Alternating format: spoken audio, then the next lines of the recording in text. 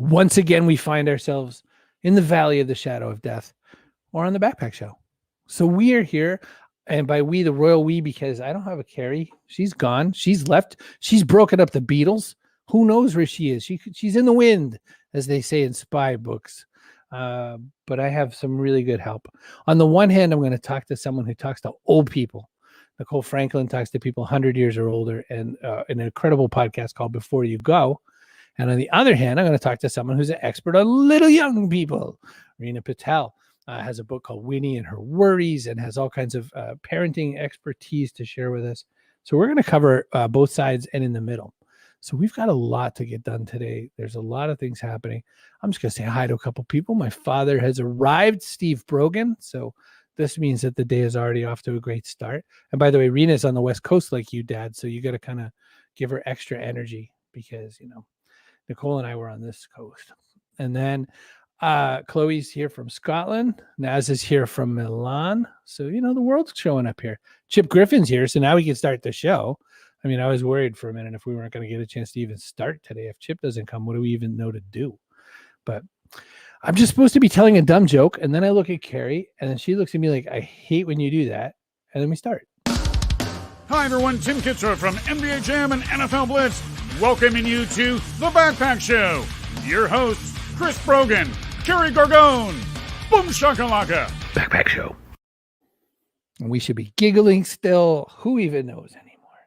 So, good to see that my mom has arrived. Here's Leslie. Here's Bob. Let's get it going. So like I said, I've got Reena Patel talking about kids and I have Nicole Franklin talking about older people. So on the one hand, we can start old, we can go young, we can start young and go old. I mean, look how life goes. That's the fun of making a show like this. We just make it up as we go. I'll grab Reena first, I guess. Nicole, that means you have a few extra minutes. Hi, Reena Patel. How are you? I'm good. How are you, Chris? It's my best day ever. So you're a psychologist, as I've been led to believe, and a parenting expert. So I want to talk, I'm just joking about our labeling from before. I want to talk a little bit about what comes around with this and more, I guess. Let's start with an interesting kind of in the middle. Boy, people sure are messed up because of this whole COVID and all the stuff going on. What does this mean for your day to day, or does it? Are you seeing people in that way right now? Yeah, I mean, definitely. I think anyone who had never felt a sense of increased anxiety or uneasiness, everyone's feeling secondary trauma is what we would call it. So yes, busy, concerned about anyone, adults, and even children. So much is going on, and it's the fear of the unknown. That's actually what anxiety is, and things are unpredictable. So absolutely yes. Anyone, even myself, we just have a higher level of stress, which is natural, which is typical, which is expected. It's interesting that you put together a children's book around this sort of phase, probably before all this sort of fun and shenanigans happened, before everybody had this extra stress. So you had Winnie and Her Worries, an anxiety relief toolbox. I'm curious to know what's in that toolbox. Now, I don't want to, dissuade people from buying the book, but, as someone who has clinical depression, you basically get anxiety for free with every order of clinical depression. So I get anxiety. I don't deal with it especially well. What's the difference between how grownups are told how to deal with anxiety and what do you have to do to help a kid find their way to that space? The reason I wrote the book is working with teenagers who had profound anxiety. There's embedded habits that were so hard to dismantle. It takes longer. We have a specific approach to therapeutic. It's cognitive behavioral therapy is what we use. But I wanted to make it more mainstream, and I wanted to target younger children because I felt if we instill coping skills and teach them the techniques that they need early on, then it's something that they're easily able to pull from as they get older. And that was my whole purpose of writing a children's book, because I couldn't find one myself when I was looking for resources for my own clients. And so Winnie and Her Worries it's a storybook version. And it takes this young girl with everyday worries that haven't led to a straight up panic attack yet, but they're typical things that children worry about. Is my mom and dad, are they going to come pick me up from school? Will I have anyone to sit with at lunch? What if I forget to do my homework? Things like that all children have, that what if feeling. And it takes the storyline, goes through how parents support the child, and what are some strategies and tips parents and caretakers can do. And my favorite is the worry box. Worry box is so wonderful because it teaches children how to compartmentalize and not let that worry take over the entire day. And so by writing down something that you're stressed about, whether you're a young child, an adolescent, or even adult, write it down, fold the paper multiple times, and put it in this compartment, a small box. It doesn't have to be anything fancy, with a cover, and put it aside and tell yourself at a certain time of day, that's when you're going to go tackle that and try to problem solve. So it really gives you a way to compartmentalize and move things aside and focus on what you need to in that moment. That's interesting. So a worry box allows us to put a little bit of distance between the act and then what comes next, basically. So I'm thinking about my own. Again, we all look through our own lens. So with my anxiety, for instance, when I go grocery shopping, the minute I step out the door, I get a brand new anxiety attack free of charge because I'm outdoors all of a sudden. So I have this new agoraphobia one since COVID happened. I'm going to run into people who don't have masks. I've done so well so far, but boy, today's the day. Some idiot's going to cough on my hand or something, and I'm not going to pay attention. I'm going to rub my face, and it's over. I'm dead. So that's what I think. So if I at least took a moment and put it in the worry box, you're saying that's one skill. That's one way to go after that. Absolutely. Yeah. I think the other one, and it's interesting that you said that, because a lot of people through this pandemic definitely have a heightened sense of anxiety, and it's the fear of this illness, this virus, and also the fact that we've been isolated for so long, and so we haven't been out. We haven't been doing typical social interactions, going to the grocery store as usually as we would, and so that in itself, it's almost trying to relearn to ride a bike, getting acclimated, transitioning. So take your time, have a plan. I think it's really important when you do feel anxious to know exactly what it is that you want to do, and practice flexibility. Not everything goes the way that you always plan it. And so I always like, embedding things spontaneously, trying to do things different, take a different route home, just to do some of those daily exercises to teach your body and your mind to be flexible.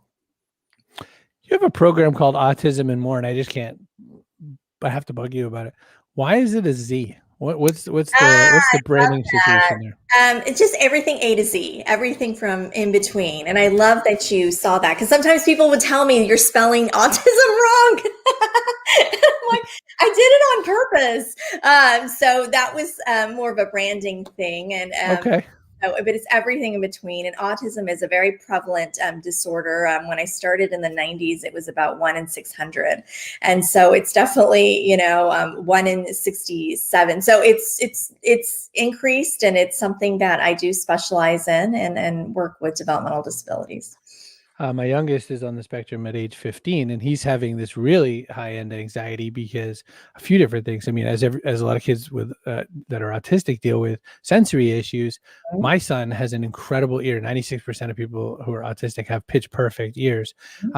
He can't stand everybody's crappy microphones. He can't stand everybody's really bad camera setups. It to the point that it's painful for him. For his online learning, right? For his online learning. And I've been thinking about this from both sides, because I've been in the classroom at a remote classroom a bunch of times as sort of the guest teacher. And there's all these teachers who are like on the edge, like they're going to die. And I feel extra bad for them just because they're having the worst days of their lives. And the students aren't any cheerier. I mean, the students are all laying all over their beds. Like, why is this my life? Why do I have to look at this rectangle even more? Just a little sweetener. What can we do to make anybody feel just a little cheery in digital Schoolville? Yeah. And what I do want to say, there's light at the end of the tunnel, right? So we are definitely A lot of school systems are starting to have their teachers vaccinated.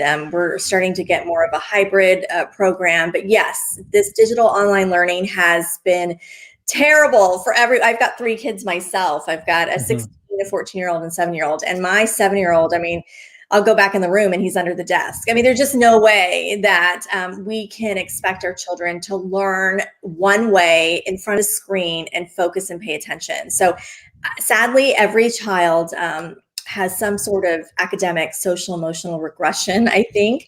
But the positive is I really do think that they're going to bounce back. It's that resiliency that you were talking about earlier. I do think that if schools put a remediation plan or a transition plan and have extra support in place for those kids who do need to play some catch up, and just give it some time, grace of time, we will be able to put things in place. But we have to front load our teachers. We have to make sure that they're not burnt out. We have to make sure that we have enough staff on campus, safety measures, make sure that there's enough materials and resources. I mean, we have a lot of disparity in the U.S. And so there are systems, even if you did offer children to come back to school, they don't have the means, nor do they have technology or the bandwidth when they were at home. And so we have to be able to address all of that. There's a lot on everybody's plate for sure. There's so much going on in your day-to-day. I mean, you're kind of covering this from so many different directions. In your day-to-day, it's while you focus and specialize on the kids, I noticed also, for instance, in your merch shop, you have a lot of permission. Let's say bad hair don't care. You've got this sort of mom chaos coordinator. You've got my new normal, mom equals teacher, because I said so. I mean, this is all geared towards all the we have to let go being parents. Do you find that that's a pretty recurring thing you have to teach? Is calm your energy? Be realistic. I mean, if there was one manual on parenting, wouldn't we all be reading it? I mean, I just think that we have to go with the flow and you have to just laugh. I mean, children are not going to be in your household forever. So enjoy the moments. Take it easy. Don't be so hard on yourself. I mean, as parents, you carry this guilt. And I wanted to create a product that just was fun and that really had statements that we all say. I mean, how many times have we told our children because I said so, right? And so or during this whole pandemic, I remember there was a period of time, I don't even think I looked in front of a mirror. I don't know what my hair was. And so just having that baseball cap that says, I really don't care. We're just trying to, get through a day. And that's the reality. And it gives parents, especially when I wear it just because I'm a mom too. And the smile that people say, oh, wow, that's me. I really need this. Or it makes a difference. And I think we're part of this tribe, parents, we're part of this tribe. And it does definitely take a village. And so why not support one another? And that's the reason I wanted to put some merchandise out there as well. I'm there with you, Reena. I think a psychologist with a merch shop is a big thing. I think it's important. It almost sounds like it should be a song. Carol has a big question, and the answer is yes. And we'll just find out whether or not you're right or wrong. So here we go. Big question at the house. Should we be more lenient about teens' gaming time during this period, or doubly concerned about potential impact on mental health? So should they be more lenient, Reena? Yeah, absolutely. I use the word flexible. I think it's you as at the end of the day are still in parental control. I think that's the important thing. And so you have to set the boundaries. But yes, you can be more lenient. We have no choice. I definitely think because academics and education are online as well, you want to kind of try to find that balance. The one thing I would say is with every time your child is on a digital platform, find at least half to equal amount of time that they're outdoors. And so find that balance and make that negotiation, make it contingent because you don't want them zoned in. It does definitely does affect your mental health at some point. But I find if you try to find at least some type of balance, it'll be okay. Yeah, the rules around here we've decided are that we should limit it to no more than 16 or 18 hours of digital video game playing. That's what we. No more. No more than. Yes. You gotta be able to sleep. and eat Cheetos. So, and Elizabeth points out that her sister's classroom is on a 6-week hybrid. We're trading off gaming and exercise time. Love it. Mm, I love okay. it. I love that. That's so important. Good for you. Got to get your wrists in shape because you got to be able to move those sticks. I mean, it's all in the Gosh. on the manual dexterity.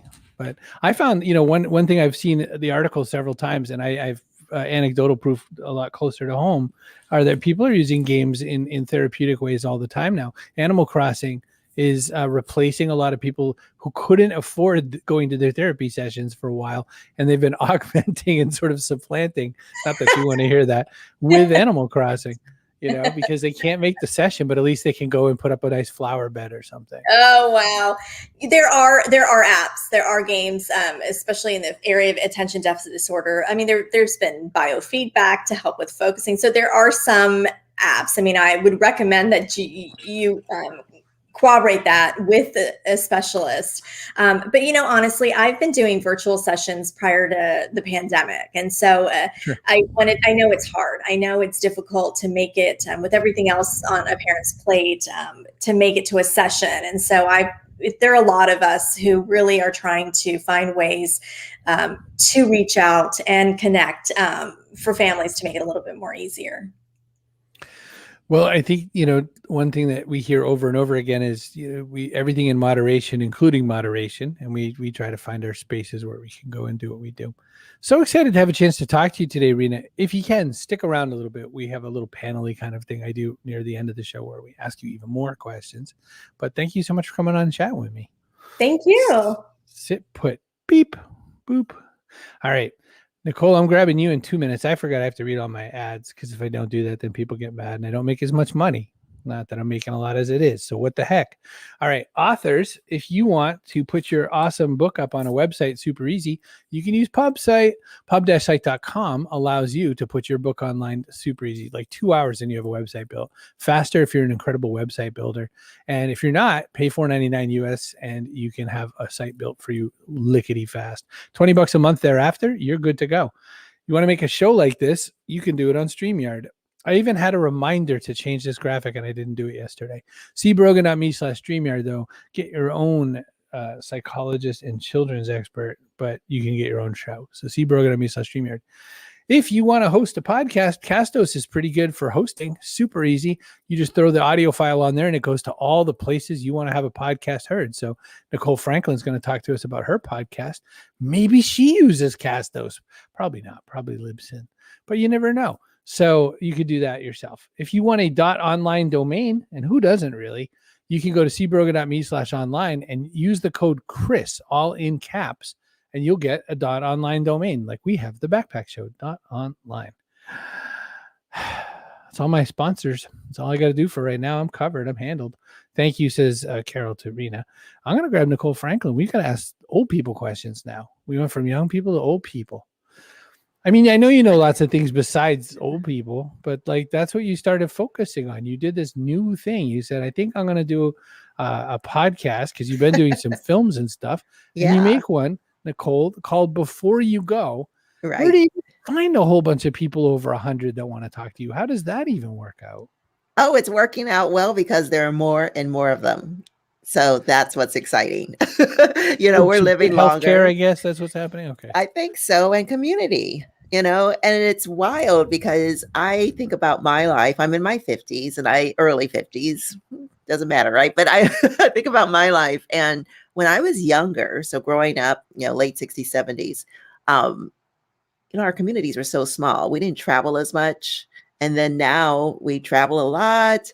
Everything's global. And your community is like bigger and bigger and a lot more people in your life. And I think that helps a lot, living to 100. Why not? I love it. Why not live to 100? So yeah. When you say a first person podcast, does that mean you edit yourself back out of everything and it's just all their voice the whole time?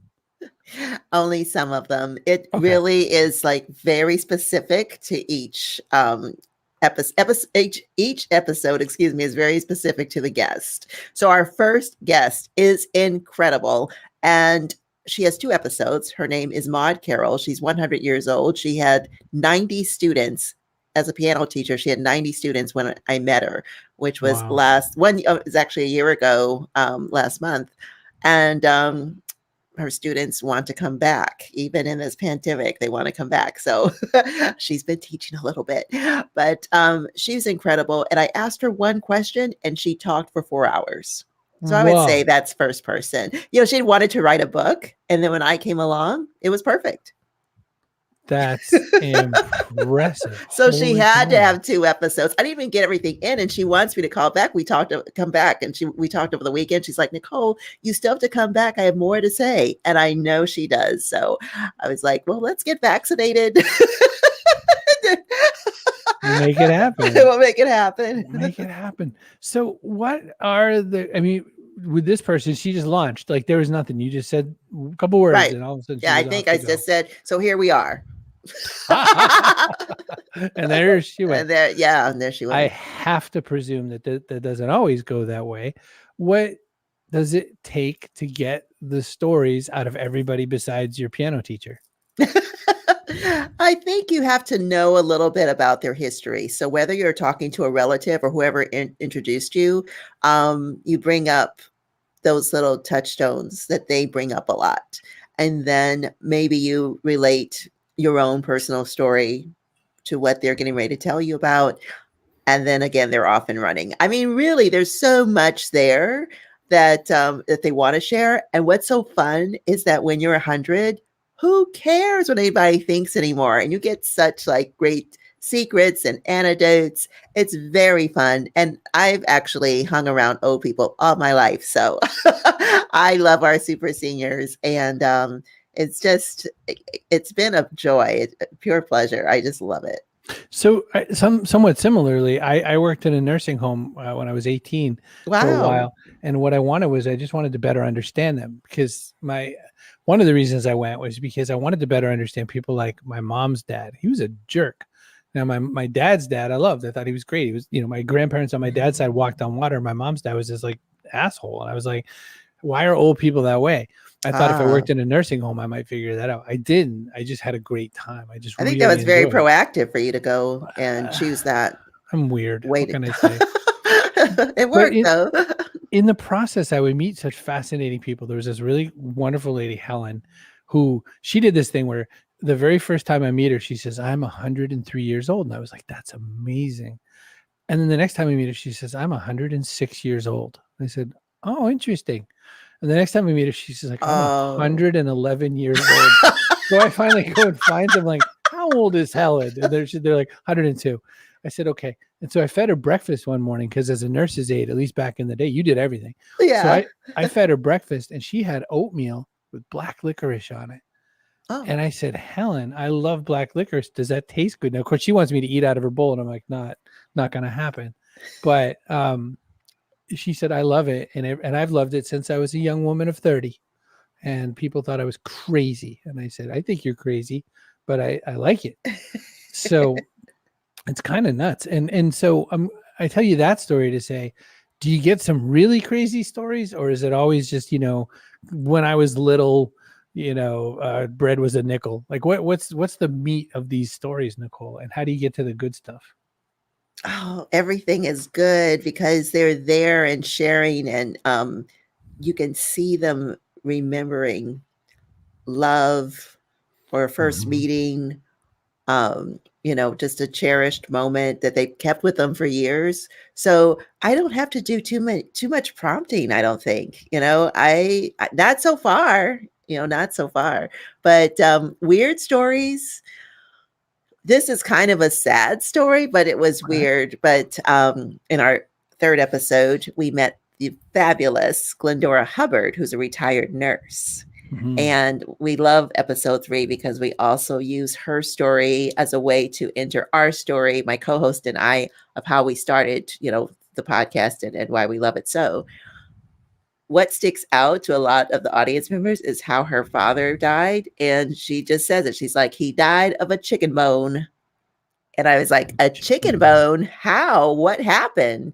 And so, digesting a chicken bone, you don't digest it actually back in the day. Now, maybe now, there's kind of medications, medical procedures, but she described the whole process. It took a few days, I don't believe it fully passed, but because she worked in healthcare early on, we got to hear how if the healthcare had been later in life, the surgeon had been 20 years later working on this area of where the chicken bone could not relieve itself and come out, her father would have lived. And it's just something you don't think about at all. So, I mean, I know that stands out because a few people have mentioned that to me, like, oh, the chicken bone. Yes. And I'm like, yes, I know. That's the one. Yeah. Our resident Robert Collins says that music and singing have always brought my time visiting older family members to life. That opportunity to talk about songs from the old days or whatever. And of course, your piano instructor, I'm sure, was a great example of that. But have you found that? Have you found that music's a portal to a different time? Well, it's definitely a portal to a different time and a great memory device. So yes, I have a friend, actually, she did a short film on her parents' nursing home, and they sing like every week or maybe every day, but I know every week they have a sing-along. And if dementia is running rampant, it doesn't matter. Once you're singing, everything comes back. Once you're playing piano, everything comes back. So music is its own language, and it just has this special quality of just bringing you right back. And now I'm thinking about my mom, who is alive. She's my piano teacher, actually. So I started piano when I was 3, but I stopped when I was 16. So there's been a gap. But I played piano because I was so inspired by our first guest for our intro episode. And I was practicing on my mom's piano, getting ready for the episode. And she's like, I cannot believe you just kind of picked up where you left off. And I was like, well, you taught me how to read music, but I was pretty surprised myself that I was able to sit down and only have a few rehearsals. I'm like, okay, let's record this. Let's go. We've got a schedule. But it was nice because I do actually miss the piano. And so whenever I can settle down and have one again, I'll be banging out those keys. There's a lot to you. You're not just this podcast full of old people. You've done lots of video work. You do all kinds of film production and all that sort of a thing. What makes you pick the projects you pick right now? And where do you want to invest your time in the next bunch of years going forward? What do you have to make Nicole super happy right now? I love storytelling. So any good story that comes my way and I get a little intrigued and then a lot more intrigued when the layers start to unpeel, I'll probably be bugging that subject about it. Like, and tell me more, and we got to get this recorded. Podcasts are so fun because they're more accessible. But yeah, I've been a filmmaker of 20 years now, and it could get pricey, but you find ways to do it.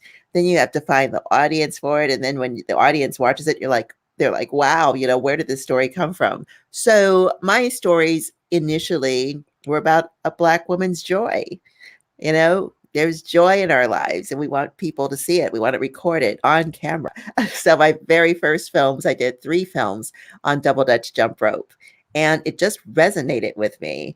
I wanted to actually be a filmmaker, and I said, how can people watch my films and never take their eyes off the screen? Well, wait a minute. They like stopping to watch double Dutch jump rope because people are trying to figure out how the young women and young men are getting into the ropes and all that rhythm, and it's fun. So I had come across the story of how double Dutch was possibly on its way to the Olympics, to be an Olympic sport. Wow. And so I said, wait, that is a story, But again, people are going to stop and watch the film because it's double Dutch. So I was kind of on that trip for a minute.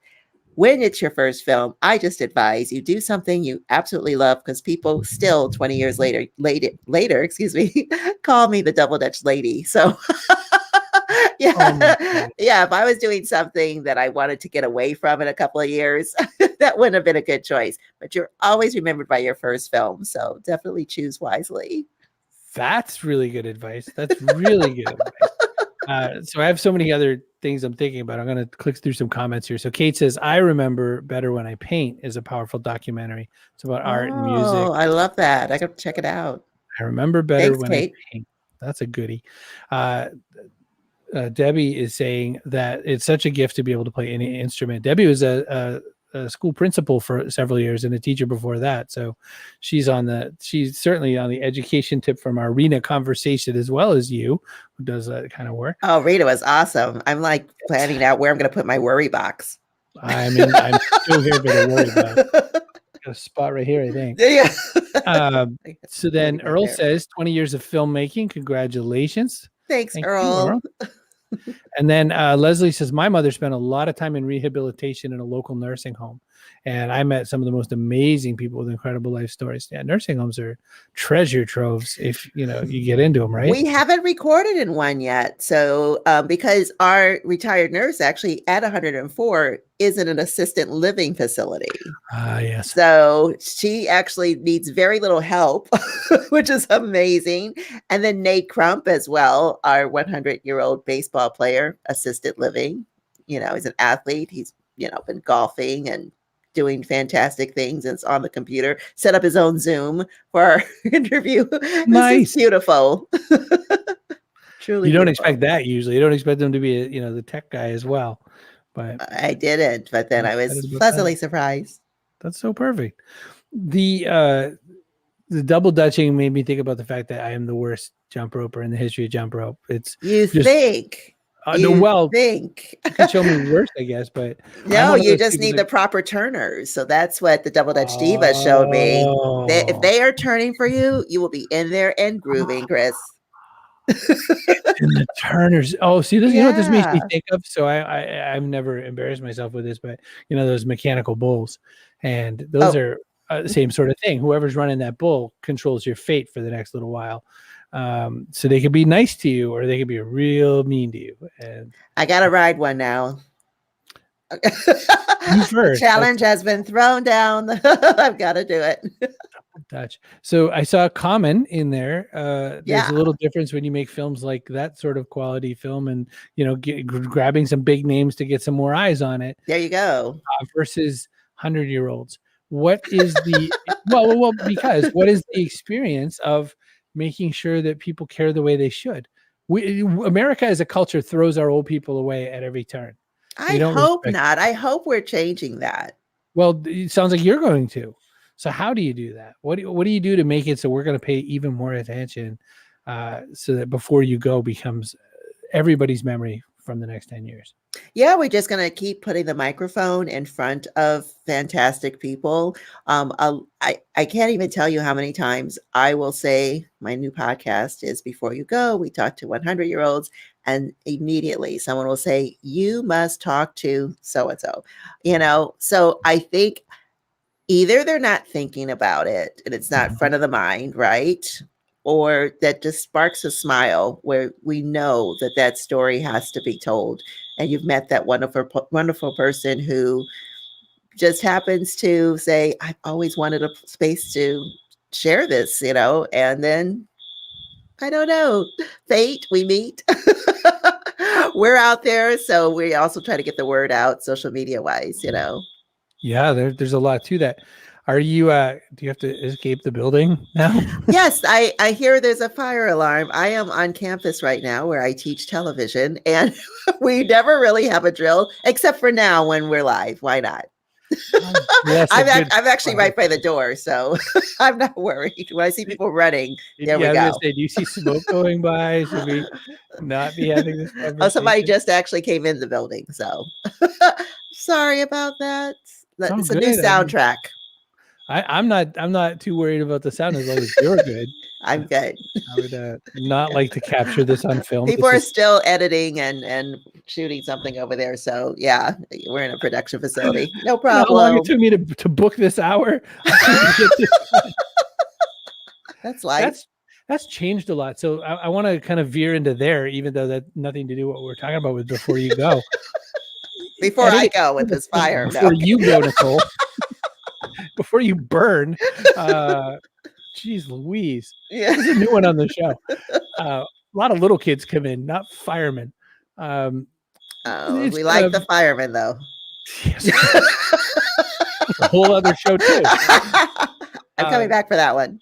Television has changed, editing has changed. One of the things I point out to people when I talk about things like when you edit your own videos, because I'm just a YouTube level guy. I'm a guy who Okay. edits on things like iMovie, and thinks Final Cut is still kind of tricky. So what I point out though is that, for instance, television used to have very long beats before cuts. There'd be a long span of time before we cut to another edit or something. Now it's per second. It might be one every second. So I tell to people, if you turn a modern TV show towards the wall and you watch the flicker, which tells you that we've switched that scenes, is interesting. I like that test. 60 in a minute. Yeah. Right? So I guess your background, your experience, your filmmaking, you're living through it in a kind of a different way, but also teaching television to people who are going to make the next television. I am. Yeah. What's that about? Talk to me about like what they pick up and what they have to throw away maybe. Yeah. First thing I ask them is, what are you watching? And that's our first meeting. The day the syllabus comes out, I ask them to introduce themselves and what are you watching, so that I can gauge what's out there in their world. A lot of YouTube, a lot of apps, so very little television, and of course streaming, right? And adult cartoons make it in there. BoJack Horseman seemed to have been popular for a minute there as well. Not to drop many names, but it was. I've got to teach the traditional because that's my job here. But I also like to blend it in with what they're going to be most interested in. So we cover a range, but they realize once they get that shot list, and I say, okay, get the wide shot, the close-ups, here's some pans, and stay away from zoom. I mean, zooming in and out. Zoom, our platform, they're all over that, right? But tilts and 360 shots, just show them what the basics are. And then I let them run with it.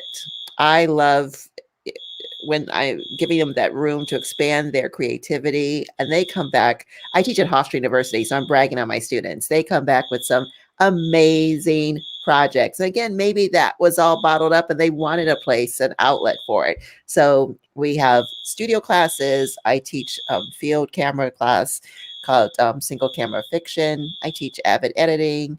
And so we cover all of the basics as far as production. We have sound, we have graphics, and we have a top-notch radio station here that wins all kinds of awards. So they're storytelling in all forms. When they leave here, they have the production and the writing, because we have advanced, intermediate, basic writing courses. So it's really, really fun. And I get excited. They inspire me, just from looking at, I call it show and tell day, when they're showing up for show and tell. Today we have a lighting challenge, so I'll be doing that in a few. And I brought 3 shows that are standard shows. So I brought Game of Thrones, Law and Order, and Parks and Rec.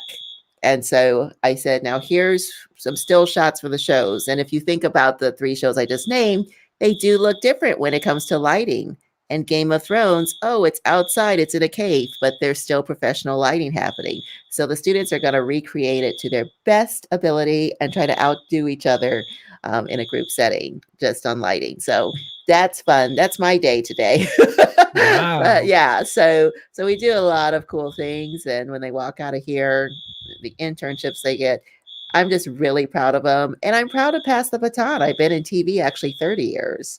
So, yeah, I grew up. You started when you were 12. I get it. There you go. Okay. Thank you. So sweet. Yeah, I grew up in TV news. So that was very fast production all the time. And well, when you talked about field production, one of the things that when you said field camera work, especially, I was thinking about, I'm friends with this guy, Dave Courvoisier, who for a very long time was a news anchor in Las Vegas. Not a bad market. It's no LA, but it's Vegas. I mean, there's always something crazy going on. And the first time I met him was in 2009 or 2010. And there was like the typical newsroom you expect, all the people, all the bodies, all the edit rooms, big giant cameras. Now a lot of them are kind of robotic, but they're all just there. Yeah. And then he goes, as time goes on, as they start doing more spots, they're not even sending out camera person with the reporter. The reporter's long arming an iPhone. There you go. He said, it's this way. We're more iPhone filmers now than we are reporters. We're not doing reportage. We're making sure we're in the frame. And I said, that's crazy. And there's like almost nobody in the edit rooms. They can edit remote if they want. it's just changed. So even in the span of your time of doing your TV news, it's amazing how much has changed. In the sake of time, and also in the sake of me running out. No, before you get a run. I'm gonna grab Reena back. No one's running yet. Yes, please bring Reena back. It's much quieter. Hi. Hello, Reena. Welcome back. Hi. Oh, so great to see you. Nicole was going to bring an action set to the show. I mean, this is reality TV, right? There you go. There you go. Of course, it's got to happen on my watch. Of course, You guys, we like magically made it disappear. Okay, we're back. It was probably someone was trying to get out of class, right? There you go. Pulls a false alarm. I'm personally jazzed about the fact that we kept 20-ish people, and I don't know if that's because it's because like Morbid Curiosity. Is Brogan gonna burn someone today?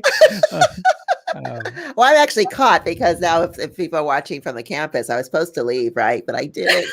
Oh my gosh! Bad example. Bad teacher. Bad teacher. And Bob Collins says, welcome back. So Debbie, again, school first, Debbie says, we're concerned about your safety. She runs Women's Leadership Live. She consults with women entrepreneurs and all that, but you can't take the principle out of somebody. Put that in your worry box, Nicole. Might burn there you today. Go. Completely on fire. But just shaking it off. Yeah, shake it off.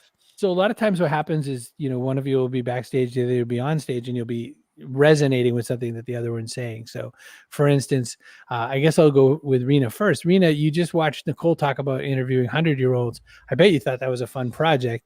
And then also I was just curious, like kind of what rolled into your head? What were you thinking about when you heard some of that? Well, it's interesting because when you immediately said that when you talk about what you do, someone always says, well, I know someone that you should interview. And that was what was going through my head. And the second thing is, and I'd love to connect you with, is I have a dear friend who started to do, and maybe you already know about this, real life memory videos from family members or from the elderly to share and pass on to the next generation, because there's not so much in terms of like permanent things and products and memories. And so grandparents and great grandparents and parents are talking about their life and words of wisdom and things that they experienced and putting it in a movie form. And it's being filmed by some professional. Mm-hmm. And then it's becomes something that passes down. It becomes something that they add on through generations, and then it just gets passed down. So have you ever heard of that, Nicole? Oh, yes. Biography reels. They're fantastic. Yes, it is. Yeah. And that's what I started to think about too, because that's something I wanted to have my parents do. Oh. They're in their late 70s, that I wanted to see if they just talk about anything and have it somewhat professional. And I think it's something that I think is more prevalent now. Oh, yes. Are you going to be prepared to hear things that maybe you didn't know? Yeah, I think very emotional. Exactly. Very emotional, I think. But I do plan to do something like this. And it's a big project, I'm told. And they interview each member. But the goal is to be able to have some type of heirloom in the family, but to hear it from their words of their mouth. So have you heard of that, Chris? Yes. I've heard of it, and I think it's a great idea. And I think that it's, we used to have these kind of memory books, or we'd have these, family tree kind of things. And I think that nothing replaces that sense of hearing it, even in your, parents' voices. When I was a kid, this is what usually was in my lunchbox. I want to know some really weird stuff. Like the things I think I would want in a biography reel like that are not the most important stories in the whole wide world. I just want to know, like, what kind of shoes did you wear? Or, what was the kind of go-to music thing? My parents were radio DJs when they met. So music was very important in their life. My dad go ahead. Dad was the nerdy morning news guy, and my mom was the sultry nighttime request line lady. Oh, wow. Yeah, and these are details that go into a film easily, into a screenplay. I mean, just think about how cinematic that is, too. Oh, yeah. The contrast there, the opposites, but then in the same field, like the, morning DJ and the nighttime sultry DJ. That's fantastic. I have one question before I kick you all out, which is to talk professionally to older people and to talk professionally to kids. I feel like a lot of times we sort of use these different voices or these different styles or whatever. What's your best advice, both of you? I guess I'll start with Nicole. What's your best advice for talking to old people? How do you make them feel like they're being respected and that they're being appreciated and not coddled or whatever? I say you as an interviewer, slow down. Get set up early with your recording equipment and just slow down, take your time, don't rush it. And a lot will just come flowing out, and a lot of memories and wonderful conversation. Look them in the eye, throw away your questions. You would have gone over those hopefully over and over again. Just throw them away, put them in your back pocket, and just connect. I like it. Reena, how about for kids? What do we do to make sure that they realize that they're not being talked to in a parenting voice, but in a I'm here to help you and work with you kind of voice? Yeah, children want to be respected just like adults do. And I think oftentimes adults feel like they just need to problem solve. And so before they even finish their sentence, they've jumped in and tried to come up with a game plan. And sometimes children really just need to be heard. And so my recommendation, and something I always do, is I actively listen. I'm using the oh, I hear you, that must have been hard, validating, and empathize. It's a difficult time, worse than we had it. And so with social media and just all this hate crime and pandemic and you name it, they're carrying the weight of the world, and so many of them are activists. And so they want to go out there and be these global citizens. And so I think we need to encourage them, support them, and just that's my recommendation. Absolutely. I love it. Great feedback. Well, we are at another inflection point in this show, which is... Oh, and here's our person of the day. Kaboom! I don't know who. I'm thinking Mr. Collins gets it today. So, Mr. Collins, thought it was a big joy to be talking today, so he gets it. So he had a lot of thoughts. Thank you, Mr. Collins. That's Bob Collins. He has a show in him that he hasn't quite launched yet about pop culture. He knows tons about, old TV shows and old movies and like sci-fi and comic books and that sort of thing. And I, for one, would be his biggest fan, but he hasn't made me my show yet. So we're at the question we ask every single guest we've ever asked, which is what goes in your backpack? And this could be something physical, like an avocado. It could be something metaphorical, like the future of the world. I want to know what goes in your backpack. I'll start with Reena B. Patel. Oh my goodness. When you were talking about that, I'm like, what can I take? That one thing if you're on an island that you have to have. Right. So I probably, I would definitely want to, I've got the cutest little dog, Sir London. He's a Yorkie. He's my entertainment. Oh. He's so fun, unconditional love. And he goes with me everywhere. So got to take him. Sir London. I like it a lot. Nicole Franklin, now that you're safe and not on fire, what are we throwing in the backpack? What's going on? I can't avoid it, but I feel I carry my ancestors' dreams with me, and I know that's heavy, but it always feels like my ancestors are cheering me on. And I love that feeling. It doesn't scare me so much, but I know that I'm always taking their hopes and dreams with me, and it's so funny. There's a medium, one of the mediums who was popular on TV when I was a stage manager on a morning show once. He was nearby and I didn't go anywhere near him. He's just like, oh, hi. And I'm just like backing up because I don't want to hear about who's all around me or anything like that. So not to get so, crazy, but I just know that love is there from, family members before, and I always have them with me. They're in my backpack.